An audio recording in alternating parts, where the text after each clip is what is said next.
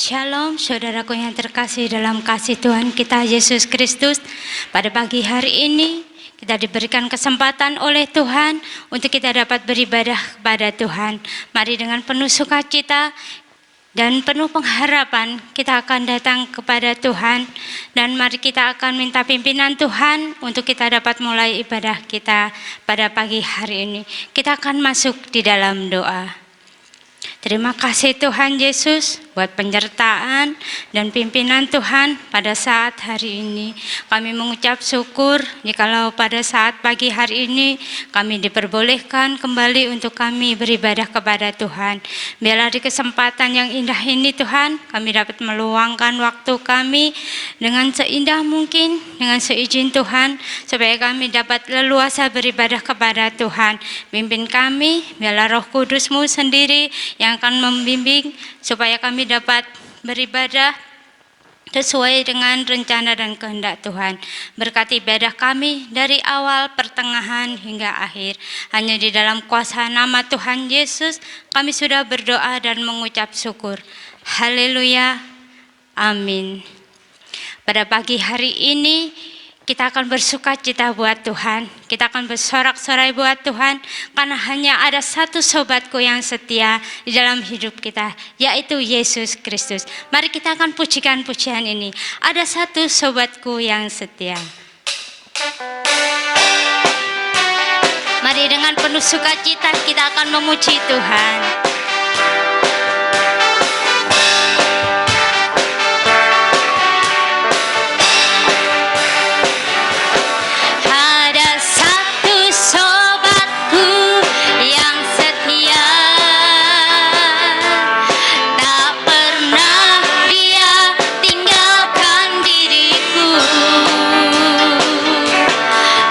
Waktu aku susah, waktuku senang.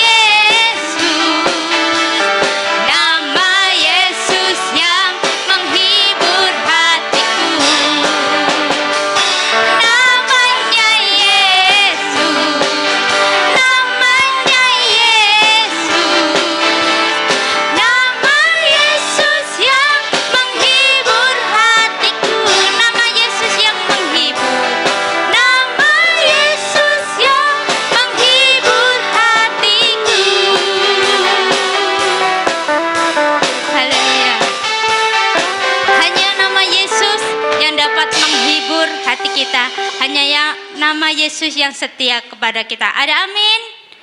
Tuhan menetapkan langkah-langkah orang. Mari penuh sukacita kita akan pujian-pujian ini.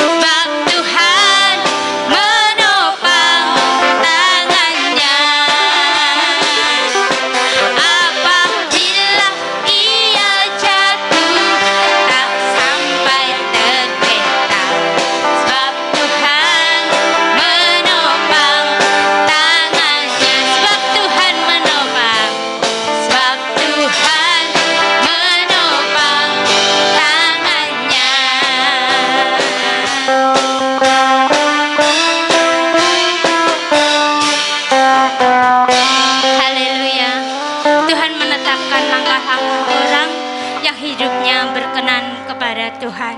Dan mari saat ini kita akan mendengarkan kebenaran firman Tuhan. Kita akan kembali datang kepada Tuhan. Kita akan persiapkan hati kita untuk Tuhan.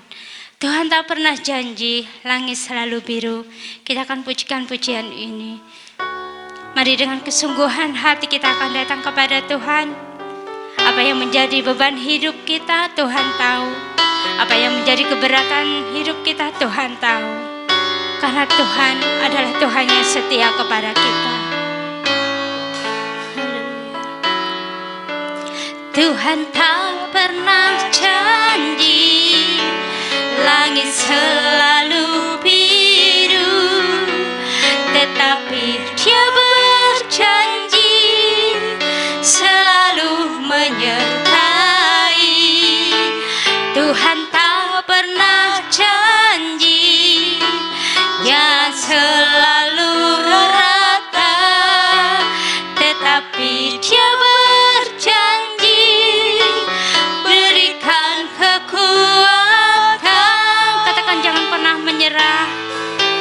Jangan pernah menyerah, jangan berputus asa. Mujizat Tuhan ada saat hati menyembah.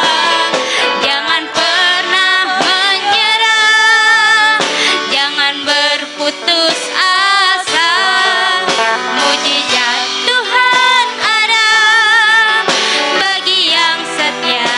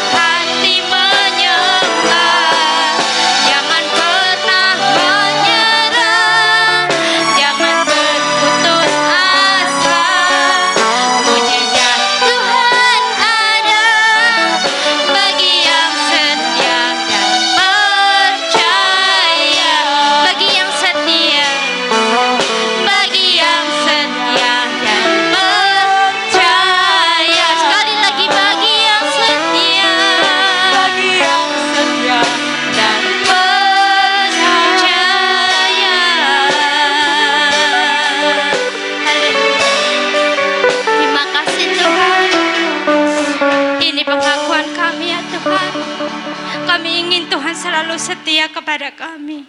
Haleluya. Untuk doa firman Tuhan dan waktu selanjutnya saya serahkan kepada hambanya yang melayani.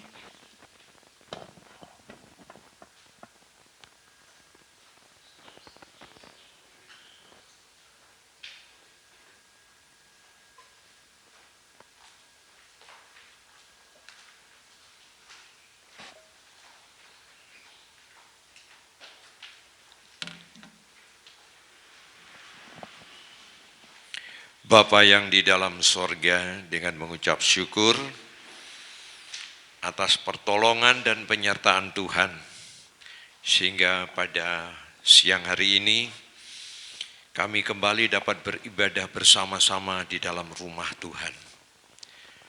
Kami bersyukur karena Tuhan selalu memeliharakan kepada kami, sehingga pada saat kami beribadah di tengah-tengah maraknya wabah virus ini, Tuhan tetap menjaga dan memelihara kami sehingga kami terhindar dan terpelihara oleh Tuhan.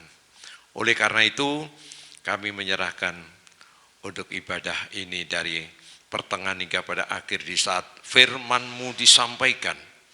Kiranya bukan dengan hikmat dan akal hamba-Mu, melainkan apa yang hamba persiapkan Engkau mengambil alih dan mengurapi, sehingga semua menjadi kemuliaan dan kebesaran nama Tuhan. Berikan kepada kami yang terbaik. Melalui firman-Mu ini kami akan mendapatkan jawaban dari setiap doa dan masalah-masalah kami. Tuhan, kami bersyukur bahwa apa yang dapat kami lakukan ini karena kemurahan dan cinta kasih Tuhan kepada kami. Bagi kehormatan dan kemuliaan nama Tuhan, dalam nama Tuhan Yesus Kristus. Amin. Silakan duduk kembali, puji Tuhan.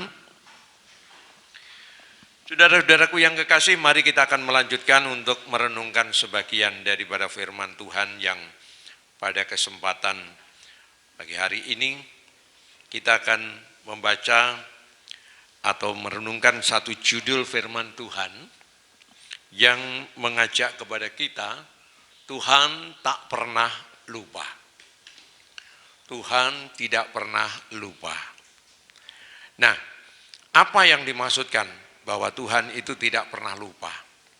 Baik dari perjanjian lama sampai saat sekarang ini, yang melewati perjanjian baru. Apa yang Tuhan firmankan, apa yang Tuhan lakukan, apa yang Tuhan kerjakan, bagi dunia ini semua itu mengarah kepada kebaikan-kebaikannya, kepada keutuhan-keutuhannya, kepada sesuatu yang membawa keberhasilan dan kemajuan seluruh umat manusia. Namun kita juga tahu bagaimana banyak orang yang mengabaikan, banyak orang yang tidak memperhatikan, sehingga pada akhirnya mereka sendiri yang menanggung akibat karena kelalaian dan ketidakyakinan mereka akan penyertaan dan pemeliharaan Tuhan. Nah, mari kita akan merenungkan judul firman Tuhan ini, bahwa Tuhan tak pernah lupa akan janjinya, akan penyertaannya, akan pemeliharaannya, akan semua yang mendatangkan kebaikan-kebaikan bagi manusia. Untuk itu mari kita akan baca lebih dulu firman-Nya di dalam Yesaya 49 ayat yang ke-15 yang mengatakan kepada kita begini, dapatkah ya seorang perempuan melupakan bayinya sehingga ia tidak menyayangi anak dari kandungannya, sekalipun dia melupakannya, aku tidak akan melupakan engkau. Puji Tuhan. Saudaraku yang dikasihi, jelas sekali Tuhan mengatakan kepada kita bagaimana Tuhan itu memberikan yang terbaiknya kepada kita semua. Bahwa Tuhan tidak pernah melupakan kepada kita, namun justru Tuhan memberikannya yang terbaik bagi kita semua. Karena itulah saudara-saudaraku yang kekasih di dalam Tuhan, bahwa Tuhan tidak pernah lupa. Tuhan tidak akan melupakan Dan Tuhan tidak akan mengecewakan kepada kita selaku umat Tuhan, di mana kita melihat bahwa Tuhan itu begitu baiknya kepada kita semua. Nah, karena itu saudaraku, kalau kita memperhatikan apa yang terjadi di dalam firman Tuhan ini jelas menunjukkan kepada kita ya bahwa ayat ini menjadi bukti ungkapan kasih Allah yang begitu besar dan begitu kuat kepada manusia.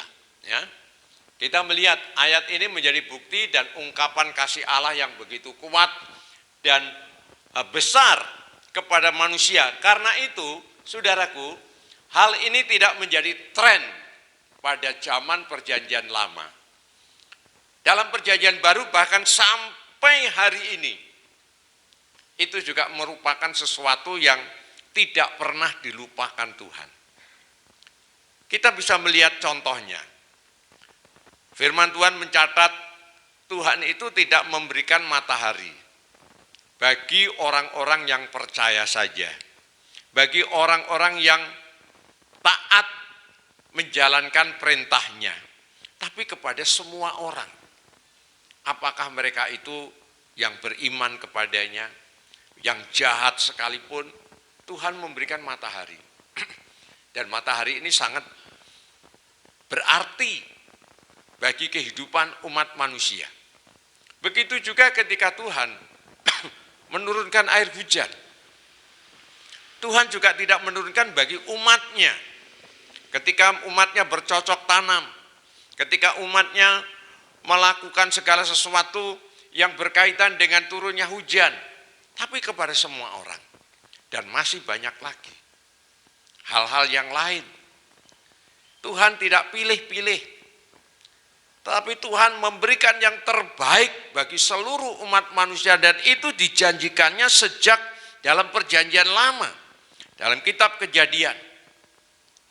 Ketika Tuhan melihat bahwa bumi itu masih dalam kelam kabut, ya, diliputi dengan cahaya yang gelap, kosong, tapi Tuhan memberikan satu bentangan, memisahkan, memberikan terang, menumbuhkan tumbuhan, memberikan hewan-hewan, menjadi semuanya.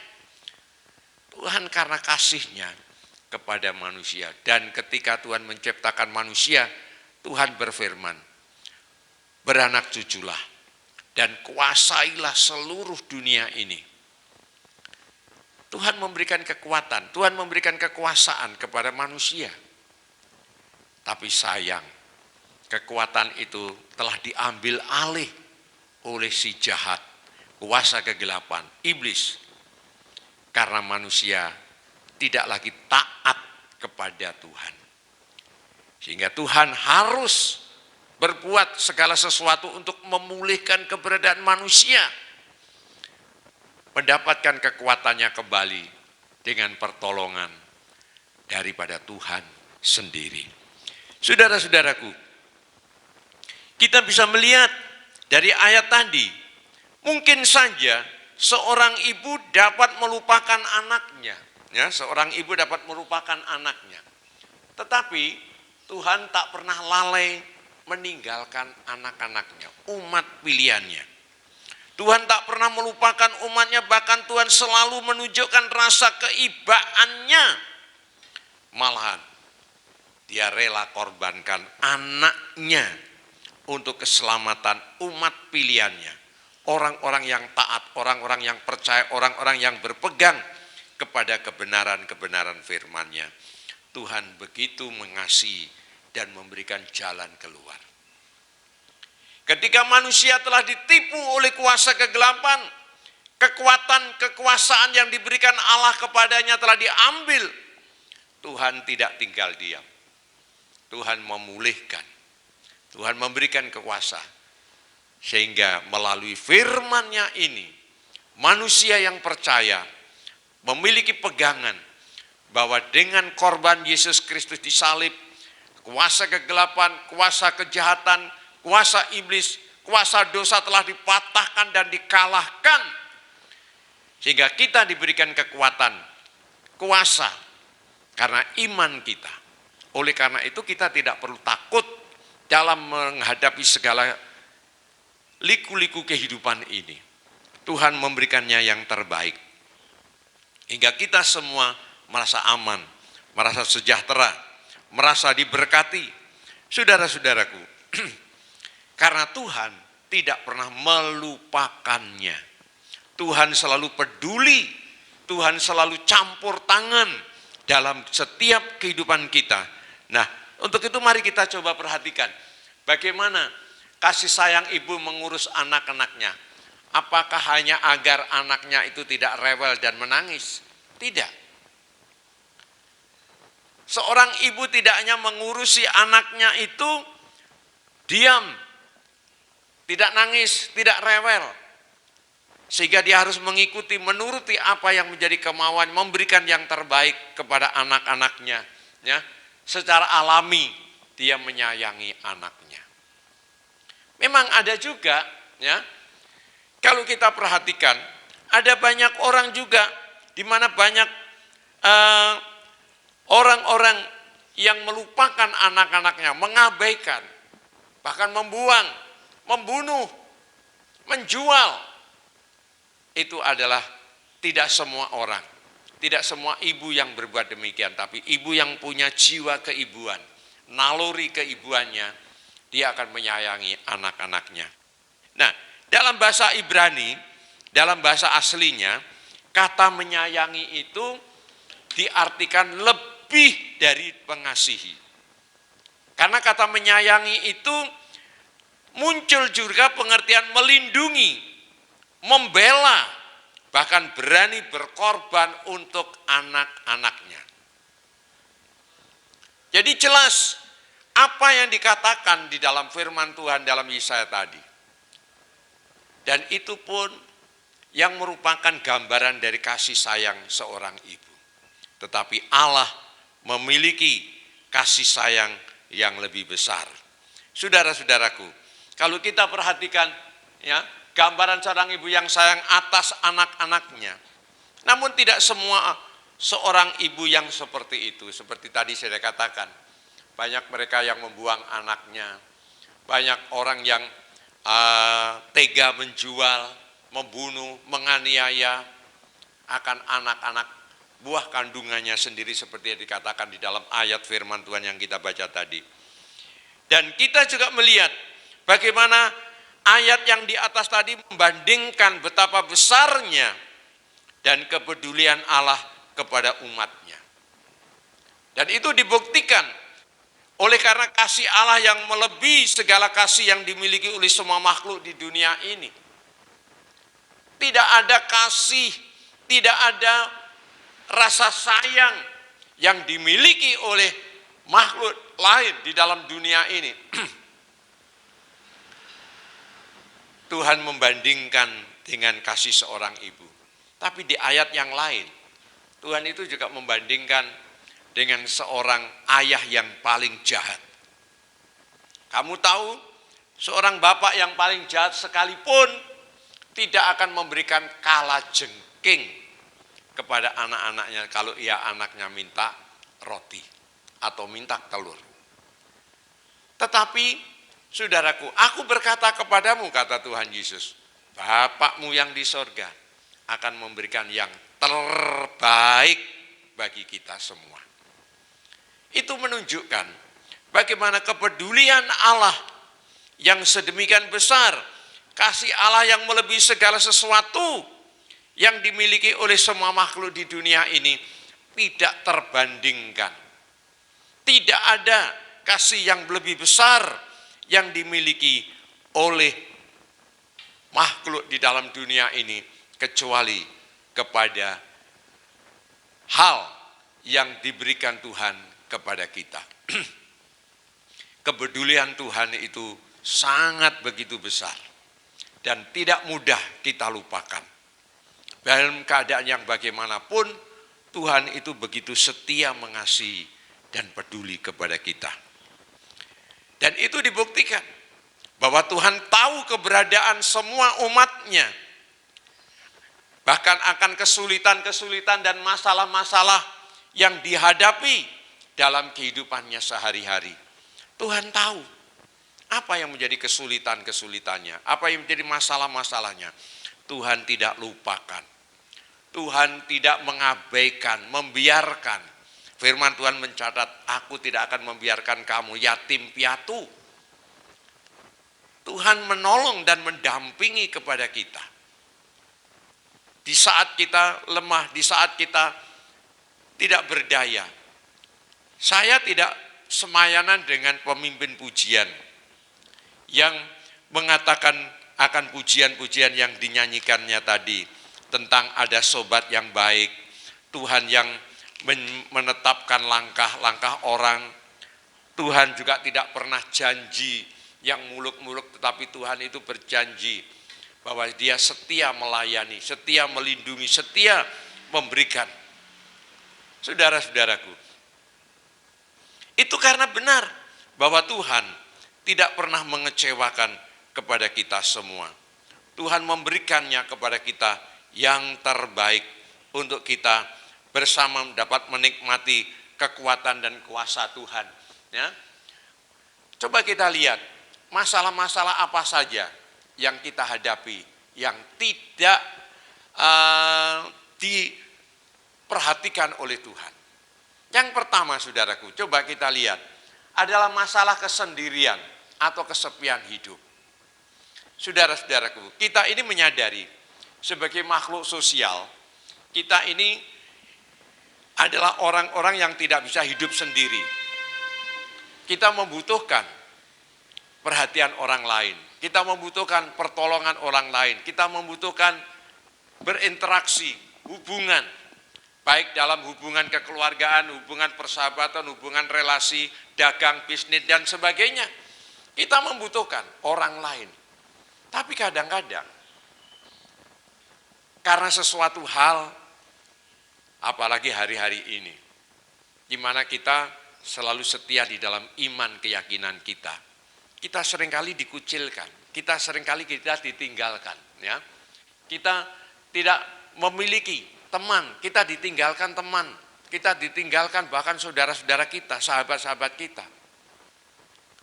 Ya. Bahkan karena sesuatu keyakinan itu pun ada keluarga yang membuang anaknya begitu saja. Ya. Tidak menganggap anaknya lagi, mencoret dari daftar keluarganya. Itu seringkali terjadi. Dan itu membuat kita sedih, membuat kita sendiri, membuat kita tidak berdaya sama sekali. Namun dalam keadaan yang demikian, masihkah ada orang yang perhatian kepada kita? Jawabannya ada. Siapa dia? Coba kita lihat di dalam firman Tuhan dalam Yohanes 15 ayat 13 ini. Dalam Yohanes 15 ayat 13 mengatakan, tidak ada kasih yang lebih besar daripada kasih seorang yang memberikan nyawanya untuk sahabat-sahabatnya.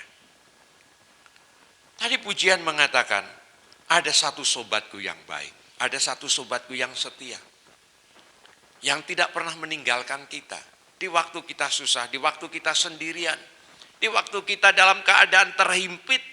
Banyak orang yang meninggalkan kita, banyak orang yang melupakan kita, mengabaikan kita, membenci kepada kita. Tapi ada satu sobat yang setia.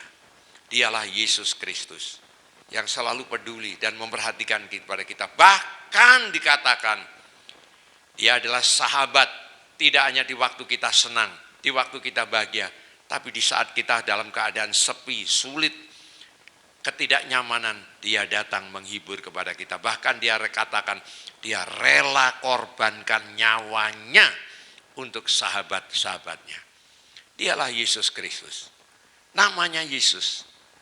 Bagi orang-orang yang percaya, kita memiliki sahabat yang begitu baik dan yang menolong kepada kita semua. Oleh karena itu, kenapa kita mesti takut? Sekalipun kita seorang diri ditinggalkan teman, tapi ada satu sobat yang setia menolong kepada kita. Nah, yang kedua, saudaraku, masalah apa yang umum adalah masalah penyakit. Ya, seringkali banyak orang yang begitu kecewa dengan sakit penyakit, bahkan pernah saya katakan kepada saudaraku, Ada seorang jemaat yang mengatakan dalam keadaan sakitnya itu, dia katakan, Pak Pendeta, apakah Tuhan tidak cinta kepada saya? Tuhan memberikan kepada saya dan mengizinkan saya sakit sedemikian rupa. Apakah Tuhan sudah tidak cinta, mengasihi kepada saya? Lalu saya jawab, dari apapun, ya, tuduhan apapun yang kita lontarkan kepada Tuhan, pada dasarnya itu tidak beralasan. Karena Tuhan dalam keadaan yang bagaimanapun, Tuhan itu masih mengasihi kepada kita. Nah coba, kenapa kita sampai merasa sedemikian, terbeban, sakit, dan demikian ini? Kenapa? Mungkin karena ada dua hal. Mungkin karena Tuhan menginginkan kita memiliki iman yang kuat. Kita dicobai. Tuhan izinkan, tapi Tuhan tidak akan tinggalkan. Tuhan akan memberikan jalan keluar. Tapi yang kedua, alasan yang kedua inilah yang harus kita perhatikan. Jangan-jangan kita menderita, kita sakit, kita terkena masalah gara-gara dosa kita. Karena kesalahan kita, karena kelalaian kita, karena ketidaksetiaan kita kepada Tuhan. Ini yang harus kita sadari, bukan kita melontarkan tuduhan-tuduhan itu kepada Tuhan. Dan memang benar, saudaraku. Dia mengakui segala kesalahannya. Sudah dilarang sama anak-anaknya, ya. Jangan kerja terlalu berat, ya. Kalau kerja ya kerjalah. Sudah sepuh, sudah pensiunan, umurnya sudah di atas saya pada waktu itu. Seharusnya harus nerimo, ya, jangan ngoyo. Lah orang ini masih ngoyo, ya. Maunya begini. Nah, akhirnya saudaraku, dalam bahasa Jawa itu kata teman saya, rogo iki aja dirogoi kayane. Rogo iki ya di openi. Nek dirogoi kayane terus, suwe-suwe dadilan lorone. Lah nek lorone terus-terusan akhirnya nyang di ngenes. Nek bareng ngenes nyang di ya wis karek nutuk gong ae. Saudaraku. Itu jelas. Makanya saudaraku, saya enggak ngecap sama sekali. Jangankan jalan Tuhan, Engkau izinkan saya sakit lagi. Saya pernah mengalami sakit ketika sudah ditangani dokter, ya, dibaptis Senin yang beberapa waktu yang lalu ketika malam tebir Idul Fitri itu. Hari Seninnya saya harus kontrol. Budal koyok Gatot Koco. Bareng tekan rumah sakit lek ngenteni dokter lek meriksa budal jam 8, lek meriksa niku jam 3. Weh, lagi padha ngajar wong. Tak delok wong-wong kabeh padha lemes kabeh ngono. Ilang gapite, saudaraku. Ini yang terjadi. Saya terus berjanji, wis pisan iki tok kontrol, wis sesuk-sesuk ora kontrol nek aku. Nyatanya Tuhan tolong. Tuhan peliharakan. Saudaraku, dan saya percaya Tuhan itu kalau cuma ngeluh, ya itu lumrah. Pokoknya dijogo, makan, dijaga, jangan terlalu banyak karbohidratnya. Mergo nek kaya ngombe, minum-minum juga jangan terlalu manis. Engko nek pabrike kono urung giling, aku wis giling dhisik engko. Ya. Wis giling dhisik. Tak jogo saudaraku. Jadi lebih baik kalau minum ya pahitan ae wis penak. Jadi semuanya itu terjaga, akhirnya ya Tuhan memberikan yang terbaik. Kenapa? Kita mengikuti apa yang diajarkan Tuhan. Sebab Tuhan mengatakan jangan gelojoh kamu makan. Itu. Gelojoh itu artinya tuh, kata gelojoh itu dalam Alkitab itu artinya wis sak mumpung saudaraku, mumpung iki. Wah, muakan to tam lah akibate ngono kae. Saudaraku. Kadang-kadang di dalam firman Tuhan, dalam guyonan kita hamba-hamba Tuhan itu, biyen sik muda kae pengen mangan kono, mangan tuku kono ora iso. Mergo ora ndek duit. Nah, lah saiki duit-duit pengen mangan kae, doktere ngetungi jotos. Ayo panganan terus no. Saudaraku, ndak boleh makan. Ya sudah, dijalani hidup apa adanya. Nah, Oleh karena itu saudaraku, kita perlu, jangan sakit penyakit ini menggerogoti iman kita.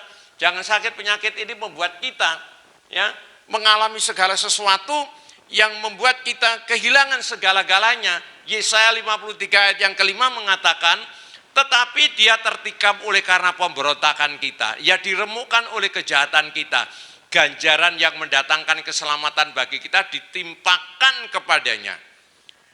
Kata yang terakhir, dan oleh bilur-bilurnya kita menjadi sembuh. Saudaraku, oleh bilur-bilurnya, kalau kita percaya kepada Tuhan, Tuhan memberikan kesehatan kepada kita.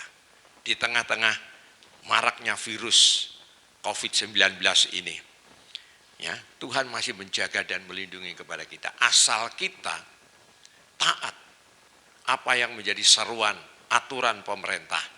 Ya, kalau kita pergi keluar pakai masker paling tidak, pulang cuci tangan dan sebagainya dan sebagainya.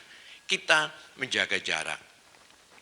Saudara-saudaraku, itu semua karena kita harus berhati-hati.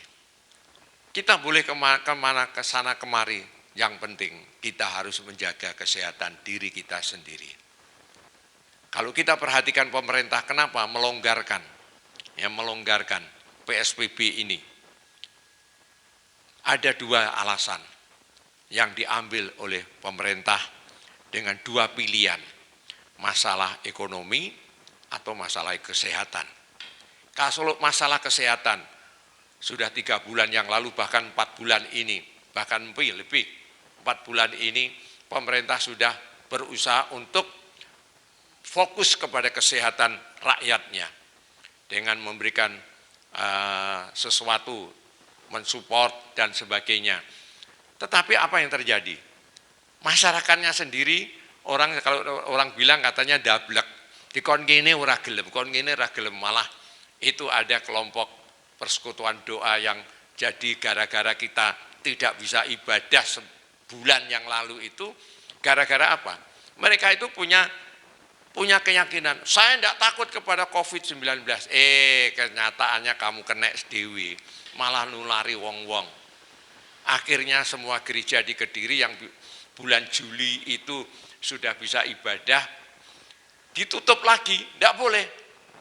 Nah, kenapa? Karena mereka tidak memperhatikan, itu tidak bijak. Memang kita yakin Tuhan menyertai kepada kita, tapi bukan begitu caranya. Itu namanya kibir. Kata kibir itu sembrono. Kata kibir itu kementus, saudaraku. Sok, gitu loh. Nah, kalau kena gitu, akhirnya apa yang terjadi? Kita semua yang menanggung. Oleh karena itulah, saudara-saudaraku, kita perlu untuk menjaga dan memahami bagaimana upaya kita semua memiliki satu keyakinan agar kita dapat memberikan yang terbaik kepada Tuhan, bahwa bilur-bilur Tuhan menyembuhkan kepada kita. Yang ketiga, saudaraku, masalah jodoh. Nah, ini juga kadang-kadang masalah jodoh itu membuat kita lupa kepada Tuhan. Masalah jodoh itu membuat kita ruwet, sehingga membuat kita lupa kepada Tuhan. Dalam hal ini ada orang yang tahu waktu yang terbaik, tapi ada orang yang maunya sendiri. Maunya sendiri itu, wah, pokoknya kadung kegowo, didorong rasa cinta butanya, lupa akan imannya, lupa akan segala-galanya. Saudara-saudaraku, nah masalah jodoh ini kadang-kadang kita harus tahu apa yang dikatakan di dalam 2 Korintus 6 ayat 14 ini. Jangan kamu merupakan pasangan yang tidak seimbang dengan orang-orang yang tidak percaya. Ya, sebab persamaan apakah yang dapat di antara kebenaran dan kedurhakaan, atau bagaimana terang dapat bersatu dengan gelap? Saudara-saudaraku, saya tidak melarang kalian punya pasangan dengan orang yang tidak seiman. Tapi saya harus punya catatan. Saya berikan tugas, kamu harus bisa memenangkan calon pasanganmu. Kamu harus bisa memenangkan dan mengajaknya untuk ikut Tuhan. Artinya apa? Ajaklah mereka hidup dalam terang Tuhan. Jangan kamu malah keseret hidup dalam kegelapan. Gara-gara apa? Ya. Tai kucing rasa coklat. Jangan seperti itu. Ya, banyak orang yang seperti itu. Tetapi marilah kita semua ingat bahwa masalah jodoh itu merupakan sesuatu yang Tuhan sendiri akan memberikan yang terbaik kalau kita minta kepadanya. Bukan keinginan kita, bukan kemauan kita. Tetapi marilah kita berdoa kepada Tuhan. Kalau kita berdoa kepada Tuhan, Tuhan pasti memberikan yang terbaik bagi kita. Sehingga akhirnya kita menikmati karya-karya Allah dan kasih penyertaan Tuhan. Nah, sekarang yang keempat adalah masalah rumah tangga. Ini pun juga masalah-masalah yang selalu kompleks dalam kehidupan kita berumah tangga. Kalau dari awal memilih jodohnya itu tidak benar, rumah tangganya akan tidak benar. Akhirnya apa? Berantakan. Saudara-saudaraku, sampai hari ini, kalau setiap hari Senin, besok itu hari Senin, coba saudara pergi jalan melalui Sumberdoko itu jurusan ke 521. Nanti di kulone Sumberdoko itu mau masuk ke desa Banjaran itu, di kiri jalan, selatan jalan itu ada bangunan gede, kantor gede. Di situ banyak orang kumpul di situ. Banyak orang kumpul di situ. Apa saudaraku? Itu pengadilan agama. Urusannya orang cerai. Ya, mengurusi soal-soal cerai. Jadi kalau hari Senin itu wah tumplek-blek okeh bangun. Saya dulu terkejut loh. Apa nek apa kok okeh men kantor apa gitu bae. Wah, pengadilan agama. Lah kok ya okeh men to sing arep pegatan iki ya, saya bilang gitu. Banyak orang. Kenapa? Karena awal-awalnya salah maunya sendiri. Tapi kalau kita ikut Tuhan, kita berserah kepada Tuhan, saudaraku, Tuhan pasti memberikan yang terbaik kepada kita semua. Oleh karena itu, seperti dikatakan di sini, saudaraku, apa yang dikatakan di dalam 1 Korintus 7 ayat 3 dan 4 ini. Hendaklah suami ya memenuhi kewajibannya terhadap istrinya, demikian pula istri terhadap suaminya. Istri tidak berkuasa atas tubuhnya sendiri, tetapi suaminya. Demikian pula suami tidak berkuasa atas tubuhnya, tetapi juga kepada istrinya. Artinya apa? Sebagai seorang pasangan suami istri, bukan lagi menjadi dua pendapat, tapi dua pendapat ini harus jadi satu. Harus satu pendapat. Saudaraku, harus satu pikiran. Nah, apakah kita masih mampu mempertahankan itu? Kalau kita mampu mempertahankan ini, puji Tuhan, rumah tangga kita akan aman, tentram, suka diberkati oleh Tuhan. Saudaraku, karena apa? Karena kita selalu menyatukan hidup kita kepada Tuhan. Oleh karena itu, marilah kita mencari ya kehidupan yang berbahagia kepada Tuhan. Nah, sekarang kita kembali kepada ayat yang di atas tadi. Ya, apa yang dikatakan? Bahwa ingat bahwa Tuhan tak pernah meninggalkan umatnya. Tuhan tidak pernah lupa kepada umatnya. Artinya bagaimana kita dapat merespon firman Tuhan ini. Apakah kita mau setia, apakah kita mau percaya, atau kita mengabaikannya. Ya, jangan biarkan segala masalah berkelanjutan menggerogoti iman kita.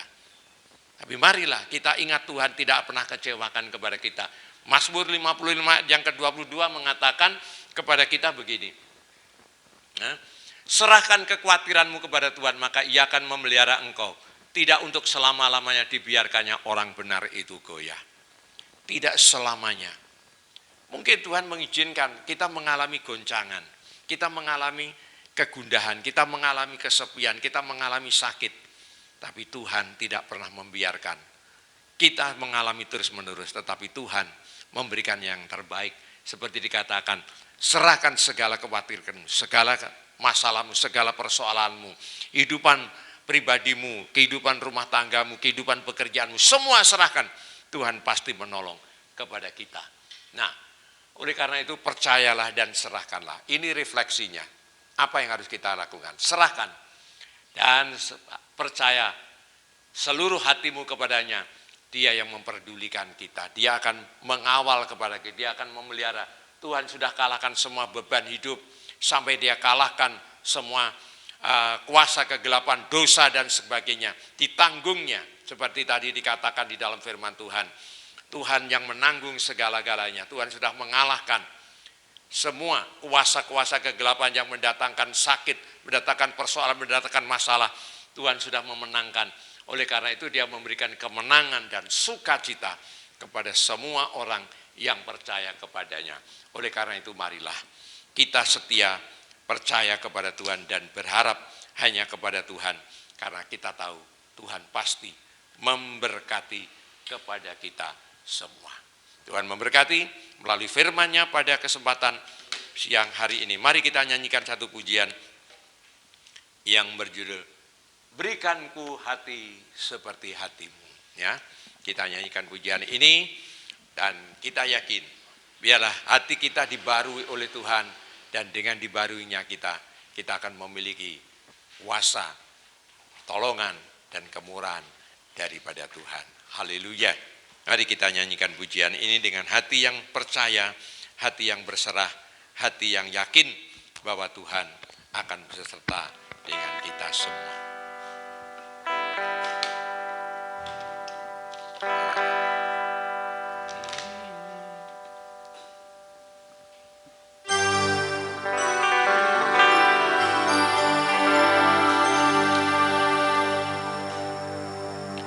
Berikanku hati seperti hatimu yang penuh dengan belas kasihan.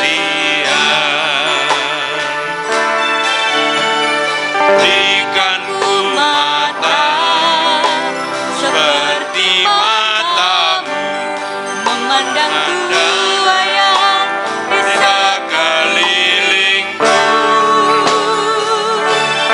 Berikanku tanganmu untuk melakukan tugasmu. Berikanku langkah dalam rencanamu. Berikanku hatimu.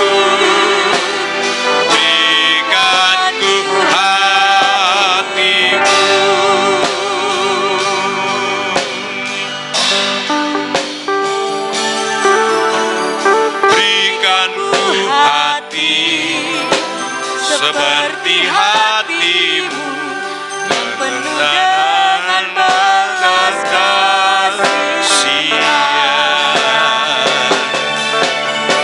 Berikanku mata seperti matamu memandang tua yang di sekelilingku.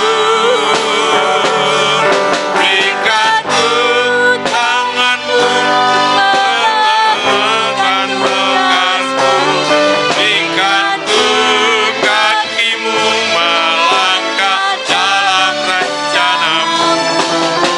Berikanku hatimu. Berikanku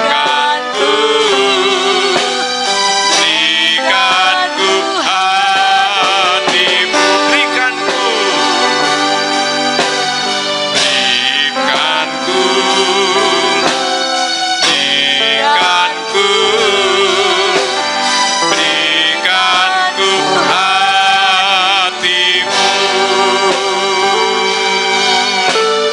Berikanku hatimu. Berikanku hatimu. Terima kasih Tuhan. Berikanlah hatimu agar kami memiliki hatimu, sehingga kami dapat mengasihi Engkau lebih daripada yang lain. Jika kami memiliki hati seperti-Mu ya Tuhan, kami akan setia, kami akan taat, kami akan terus mencari persekutuan dengan Tuhan, hingga kami menikmati bagaimana Tuhan tidak pernah tinggalkan, tidak pernah lupakan, tapi Tuhan menyertai dan memelihara kepada kami senantiasa. Bapa di sorga, Kau kiranya berkenan memberkati, memeteraikan firman-Mu untuk membuat kami lebih setia dan yakin bahwa Tuhan tidak akan tinggalkan kepada kami. Penyertaan-Mu sampai kapanpun akan senantiasa memperhatikan dan peduli kepada kami semua. Terima kasih Tuhan, Engkau Allah kami dan Tuhan kami, yang selalu setia dan menolong kepada kami semua. Bapa di sorga, kami menyerahkan seluruh kehidupan kami dalam tangan Tuhan. Kiranya Tuhan bekerja dengan kuasa dalam setiap kehidupan kami. Bapa, terima kasih untuk pertolongan Tuhan, hingga kami semua dapat beribadah kembali di dalam rumah Tuhan ini. Kiranya Tuhan memberkati dalam setiap kehidupan kami. Meteraikan firman-Mu dalam hidup kami agar kami selalu ingat dan setia.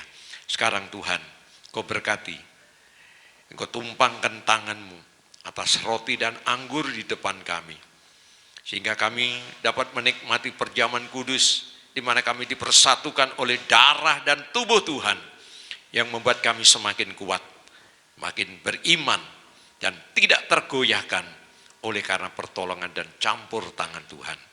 Engkau memberkati. Terima kasih Bapa yang di sorga. Kami yakin Tuhan memberikan yang terbaik kepada kami. Kami naikkan puji syukur kami di dalam nama Tuhan Yesus. Amin. Saudaraku, mari kita akan angkat satu pujian. Satu dalam rohmu. Dan kita menantikan untuk bagian tubuh dan darah Tuhan ini. Saya undang majelis yang ada untuk bisa membantu membagikan kepada jemaat yang lain.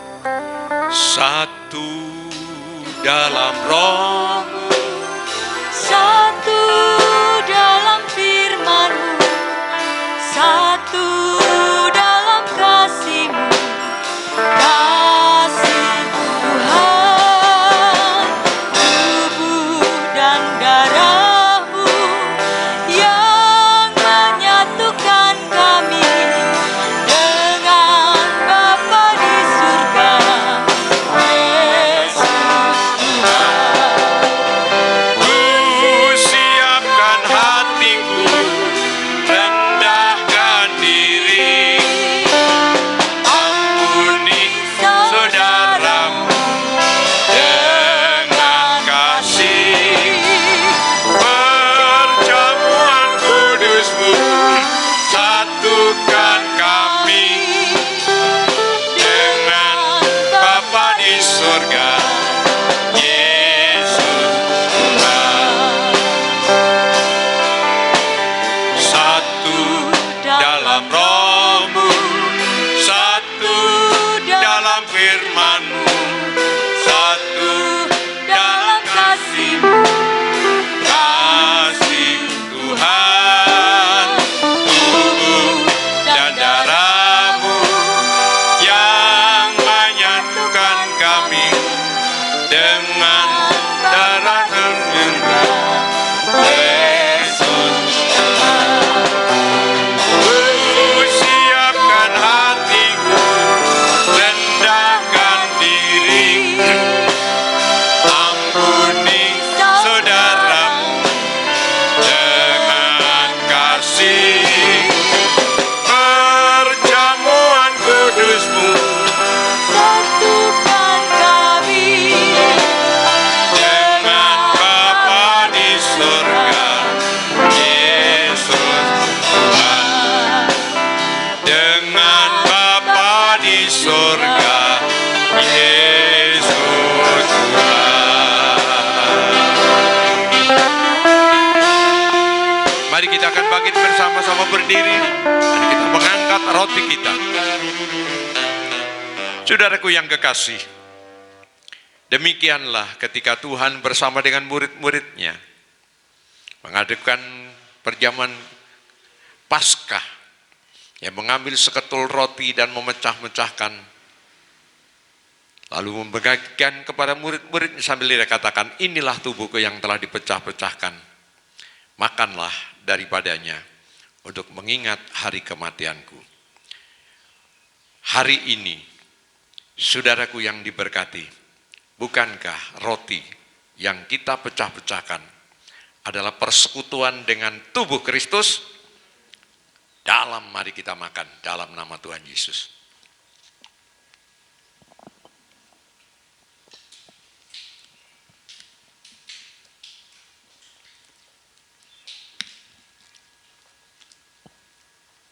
kita mengangkat cawan kita. Demikian pula Tuhan mengambil cawan minuman yang dia katakan, inilah cawan minuman yang telah dimeteraikan di dalam darah perjanjian. Seberapa banyak kau makan dan minum dalam perjamuan ini, engkau menyiapkan dan engkau mengingat hari kematianku. Saudaraku yang diberkati, bukankah cawan minuman yang atasnya kita ucapkan syukur adalah persekutuan dengan darah Kristus? Mari kita minum bersama dalam nama Tuhan Yesus. Terima kasih Tuhan, kami bersyukur Engkau Allah kami, Engkau Tuhan kami, Engkau tidak tinggalkan kami, Engkau memeliharakan kami dengan baik. Melalui firman-Mu dan bahkan melalui perjamuan kudus-Mu, kami diberi kekuatan, kami diberi kesehatan, kami dipulihkan. Dan kami yakin penyertaan-Mu tidak pernah berhenti, sampai kapanpun Engkau tidak pernah lupakan kami, tetapi Tuhan memeliharakan kepada kami semua. Terima kasih Bapa, Engkau Allah kami dan Tuhan kami, yang senantiasa memeliharakan dan selalu ingat kepada kami semua. Di dalam nama Tuhan Yesus, kami naikkan doa dan ucapan syukur kami. Sekarang saudara-saudaraku, pulanglah. Terimalah berkat kasih daripada Allah Bapa, anugerah dan sejahtera Tuhan Yesus Kristus, dalam berkat persekutuan dan karunia Roh Kudus, ada menyertakan saudara pada siang ini sampai selama-lamanya. Syukur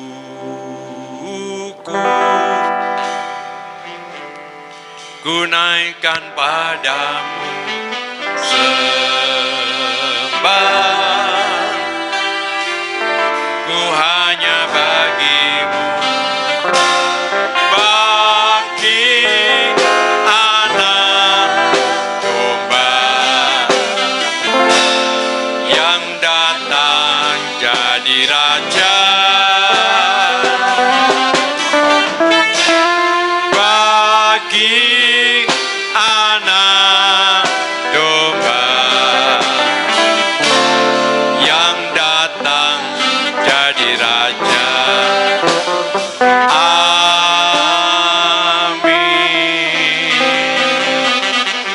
Sebentar saudaraku, silakan duduk kembali. Saya ingin sampaikan, kita boleh bersyukur bahwa kita sudah dapat beribadah di gereja. Namun demikian, supaya kita ada pertumbuhan iman yang lebih baik, ya, kebaktian rumah tangga, kebaktian doa dan seterusnya, kita gabung. Kita akan adakan kebaktian tengah minggu yang akan kita adakan setiap hari Rabu jam 6 sore. Jadi kebaktian kita jadikan kebaktian pertengahan minggu.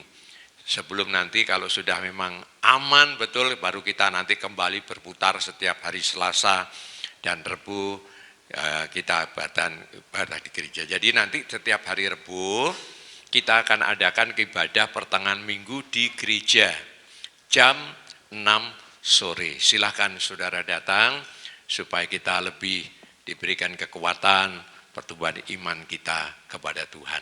Jadi tidak hanya pada hari Minggu, tapi pertengahan minggu kita adakan pada hari Rebu jam 6 sore. Tolong diingatkan bagi teman-teman yang lain, ya, bisa datang untuk sore. Ya, itu selamat pulang, Tuhan memberkati. Silakan pulang lewat sini saja ya. Nanti persembahannya bisa ditaruh di sana di. Katakan sama-sama, walau badai menerpa.